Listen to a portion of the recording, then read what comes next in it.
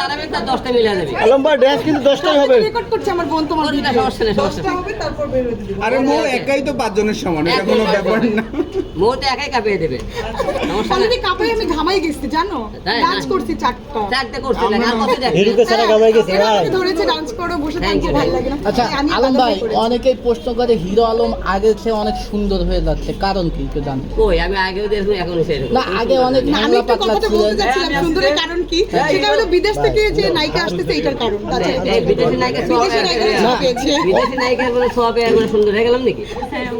এখন আমি হলে আটা বাটা সারা নায়িকা নিতেছি, আগে আটা মাটা নিতেছিলাম, এই জন্য আমি কালো হয়ে গেছি। এই জন্য আটা এখন মাটার সব দাম ধলাগুলো বেশি বেড়েছিল। আটা মাটা সারা নায়িকা নিচ্ছি, তো এই জন্য ফসা হয়ে গেছে।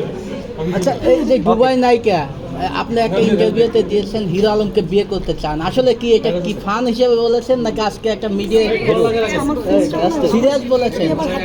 আরেকবার শুনতে চাই। লাবণী, ওই পাশে আমার ফোনটা দেখো তো। তুমি করতে না দে? ও আচ্ছা ঠিক আছে। মিয়া বেবি রাতে তাহলে কে করে গেছে? কাজে ডাকেন, আজই হয়ে যাবে? সমস্যা কি?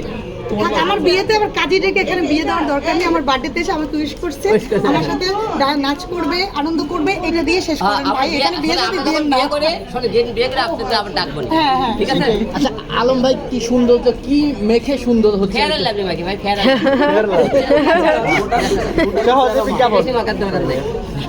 আর কারো প্রশ্ন? না না শেষ করতে পরে পরে